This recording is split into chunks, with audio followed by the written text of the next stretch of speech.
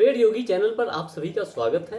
आइए देखते हैं कल यानी मंगलवार को क्या रह सकता है निफ्टी, बैंक निफ्टी और फिन निफ्टी का हाल। सबसे पहले आज देखें क्या हुआ। तो आज हमें गैप अप ओपनिंग देखने को मिली। पहले मार्केट ने गैप फिल करने की कोशिश की, फिर अपसाइड निकला, वैल्यू जोन से रिजेक्शन लेके नीचे, फिर ट्रेंड लाइन से रिजेक्शन लेके ऊपर और फिर आज के हाई से रिजेक्शन लेके दोबारा से नीचे, फर्स्ट कैंडल के हाई से रिजेक्शन लेके दोबारा नीचे की तरफ आ गया।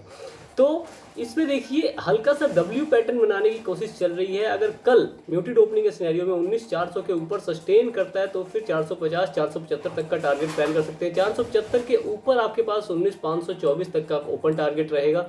लेकिन उसके यहाँ से अगर रिवर्सल लेके नीचे की तरफ निकलता है तो फिर आप नीचे की साइड डाउन साइड का कुछ प्ले कर सकते हैं। नेगेटिव सिनेरियो में अगर नेगेटिव प्रोजेक्शन बनता है यहाँ से तो आपको इस ग्रीन ट्रेंड लाइन के ब्रेक डाउन पे आपका टारगेट 19,300 और 250 तक का रह सकता है। ठीक, अब बात करेंगे किसकी, गैप अप ओपनिंग की। गैप अप ओपनिंग अगर हमें देखने को मिल जाए तो आप कैसे प्लान करें। गैप अप ओपनिंग के सिनेरियो में हम क्या करेंगे, गैप अप ओपनिंग अगर यहाँ पे देखने को मिल जाए तो इसके नीचे यहाँ से निकल रहा हो तो पहला टारगेट गैप फिल का रखेंगे। गैप फिल होने के बाद भी अगर नीचे की तरफ सस्टेन करता है तो भी इस ट्रेंड लाइन आप यहाँ पे फुल बुक कर सकते हैं और इसके नीचे निकलने पे आपको 300 तक का टारगेट आप प्लान कर चलेंगे। छोटे छोटे टारगेट, कल बड़े टारगेट एक्सपेक्ट मत कीजिएगा। मुझे नहीं लगता कि कल ट्रेंडिंग होने वाली है मार्केट, क्योंकि अप साइड में सेलिंग जोन, डाउन साइड में बाइंग जोन एकदम खड़ा है। ठीक है, तो थोड़ा सा आपको कॉशियस प्ले करना होगा। कल मुझे लगता है कल आप अगर ट्रेड करते हैं तो स्कैल्पिंग करें। स्कैल्पिंग करके जो आपको थोड़ा बहुत प्रॉफिट मिलता है वो ले और घर जाएं।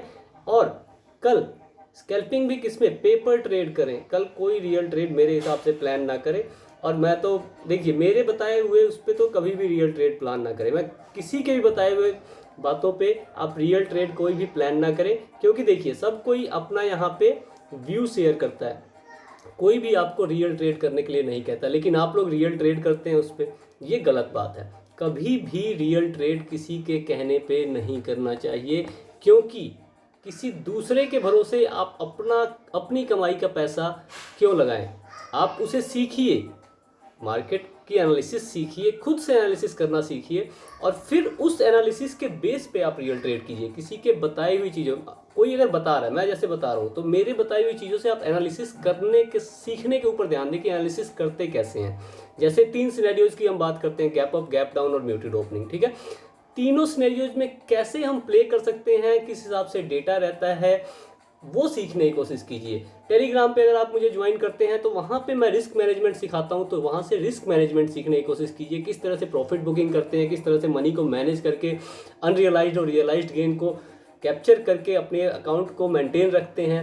ठीक है, ये चीज़ सीखने की कोशिश करिए। अगर देखिए आप सोचिएगा कि दूसरे के बताई हुई बात पे मैं पैसे कमा लूँ तो वो गलत है। एक दिन कमा लेंगे, दूसरे दिन कमा लेंगे, तीसरे दिन आप उसके बताए हुए लॉस के साथ, उसका माइंडसेट अलग है, आपका माइंडसेट अलग है, उसका रिस्क पोर्टफोलियो का साइज अलग है, आपका अलग है। तो हर एक आदमी का सिनेरियो और हर एक आदमी का व्यू अलग होता है। तो इसलिए कभी भी किसी के बताए हुए बात पे ट्रेड प्लान ना करें, सीखने की कोशिश करें। वो ऐसा क्यों कर रहा है, उसने कॉल साइड की एंट्री दी क्यों दी, पुट साइड की दी क्यों दी, रीजन पकड़ने की कोशिश कीजिए, समझने की कोशिश कीजिए। समझेंगे सब कुछ आसान है। नहीं तो मार्केट तो भैया यहाँ तो बैठे हैं लोग पैसा कमाने के लिए, पैसे लेके वो चले जाएंगे और आप बैठ के आपसे प्रीमियम सर्विसेज के लिए पैसे मांगेंगे। ठीक है, और प्रीमियम में जब तक वो एंट्री बताएंगे तब तक तो वो एंट्री पार हो चुकी होती है, उन्हें तो बस लिख देना होता है।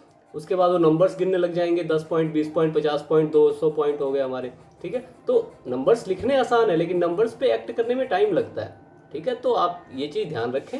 तो टेलीग्राम या यूट्यूब के छलावे में ना आए, किसी भी सोशल मीडिया के छलावे में ना आए, सीखें फिर ट्रेड प्लान करें। चलिए मैं थोड़ा सा भटक गया था उससे, और फिर चलिए बात करते हैं आगे।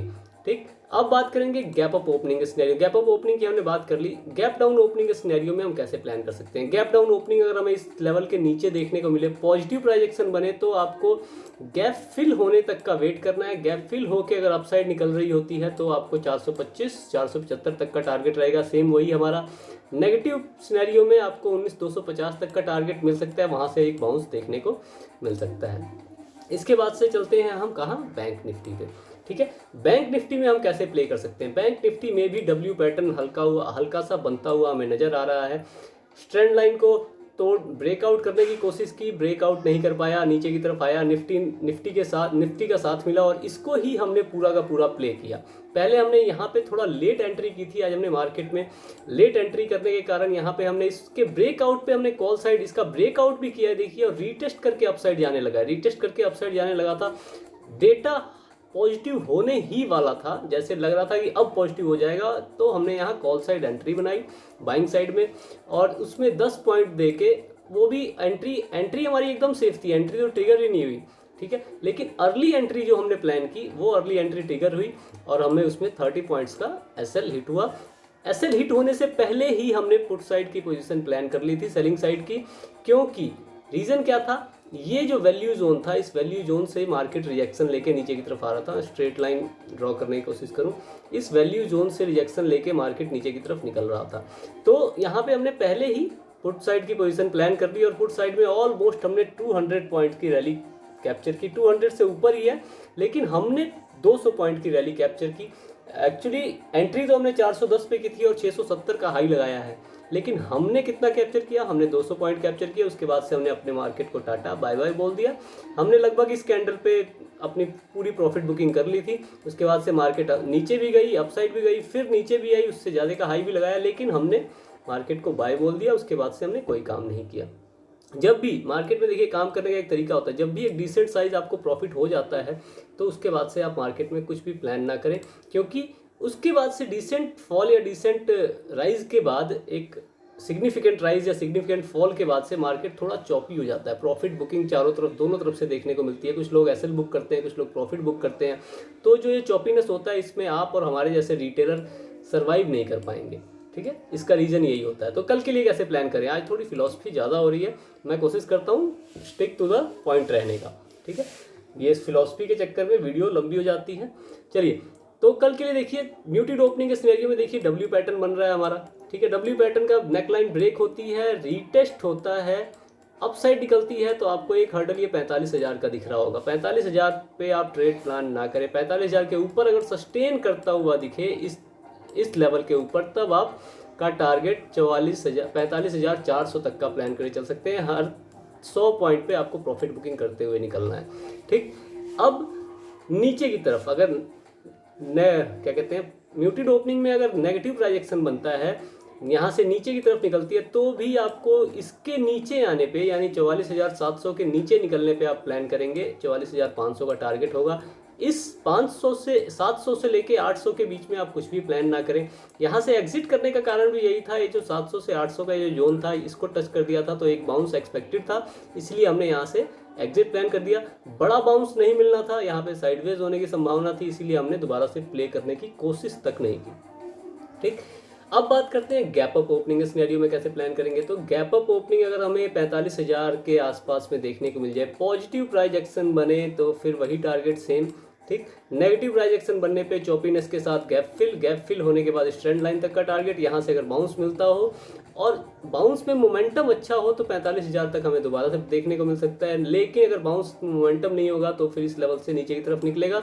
नीचे भी आपको पता है इस लेवल के टूटने के बाद 44,700 के टूटने के बाद 500 का टारगेट है, सेम वही रहेगा। गैप डाउन ओपनिंग के सिनेरियो में कैसे प्लान करें, सिग्निफिकेंट है गैप डाउन ओपनिंग।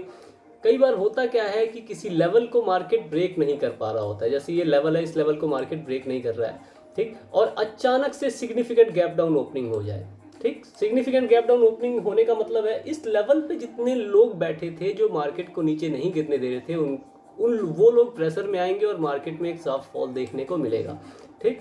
तो इसलिए आपको गैप डाउन ओपनिंग होने पे यहाँ से आप कोई प्ले नहीं करेंगे जब तक 44,500 का लेवल टूट जाए, तो फिर आपका टारगेट 44,400, 300, 200 तक का हो सकता है। 100 पॉइंट पे प्रॉफिट बुकिंग चलेगी। गैप डाउन ओपनिंग के सिनेरियो में पॉजिटिव प्राइजेक्शन बनने पे बहुत बढ़िया ट्रेड बन सकती है। पॉजिटिव प्राइजेक्शन बने, इसमें अपसाइड निकले और यहाँ से नीचे की तरफ आए, ठीक, तब आपको 44,500 का पहला टारगेट, दूसरा टारगेट 44,300 और 44,000 तक का प्लान करके चल सकते हैं। जिस हिसाब से बियर रैली चल रही है हमें इतना टारगेट मिल जाना चाहिए। लेकिन बाय द वे अगर इसका ब्रेकआउट देखने को मिलता है तो फिर आपके पास सिंपल पहला ब्रेकआउट होगा, रिटेस्ट करके अपसाइड निकले, गैप फिल। यहाँ से आपको गैप फिल का टारगेट प्लान करना है, यहाँ से नहीं, ठीक। यहाँ से स्ट्रेंड लाइन के ऊपर निकले या 44,800 के ऊपर निकले, रिटेस्ट करके अपसाइड निकले तो गैप फिल का पहला टारगेट। गैप फिल के बाद से भी ऊपर सस्टेन करता है तो 45,000 तक का टारगेट आप प्लान करके चल सकते हैं। अब इसके बाद बात करेंगे किसकी, तो फिन निफ्टी की। फिन निफ्टी का चार्ट ओपन कर लेते हैं, 15 मिनट का टाइम फ्रेम रहेगा। फिन निफ्टी भी लगभग फिन निफ्टी में कोई बड़ी मूवमेंट देखने को नहीं मिली। ये अपसाइड यहाँ से निकला, यहाँ से रिजेक्शन, इस ट्रेंड लाइन से रिजेक्शन लेके नीचे, इस सपोर्ट से सपोर्ट लेके अपसाइड, और फिर यहाँ पे थोड़ी सी वही चौपीनेस में रह गया। इसमें भी देखें ध्यान से तो डब्ल्यू पैटर्न टाइप का बनता हुआ नजर आ रहा है।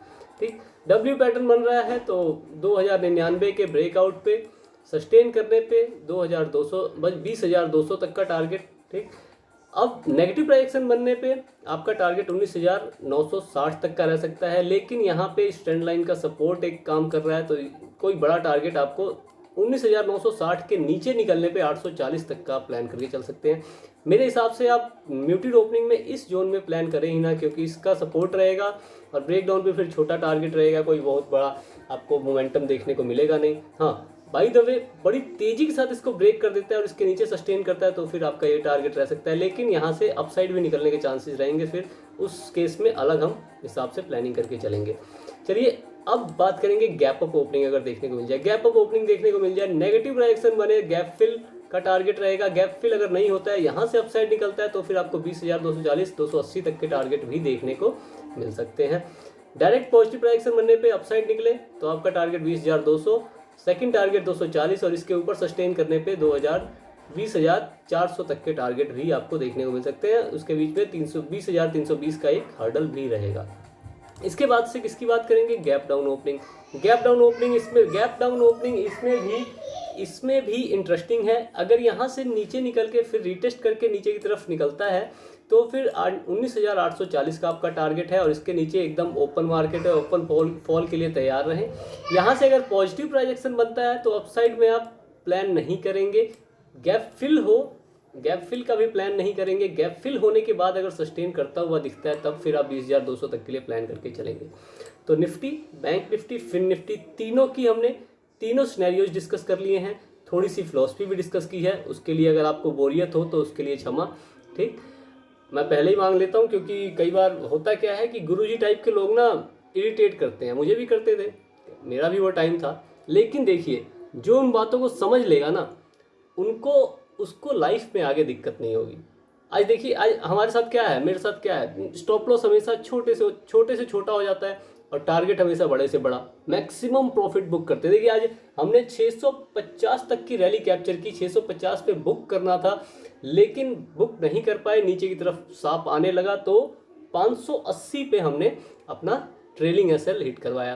तो 410 से 580 सिग्निफिकेंट अमाउंट है, ऑलमोस्ट 200 पॉइंट का हमने रैली कैप्चर की। कैसे की, क्यों, हम फियर में एग्जिट क्यों नहीं हुए? बीच में कई बार मार्केट ने नीचे की तरफ भागने की कोशिश की, अपसाइड भागने की कोशिश की, लेकिन हम फियर में नहीं आए, हमें अपना टारगेट पता था। कैसे पता था? क्योंकि हमने उन गुरुजी लोगों की बात को ध्यान से सुना था, सबको एनालिसिस करते हुए देख के उसकी एनालिसिस करनी सीखी थी, लेवल्स बनाने सीखे थे, मोमेंटम सीखा था। सब कुछ सीखने के बाद आज ऐसा है कि हम कुछ एनालिसिस अपने दम पे व्यू बना पाते हैं। तो ये बहुत से सेटबैक्स और फेलियर के बाद आता है, तो आपको भी प्रैक्टिस करनी होगी। Practice makes a man perfect.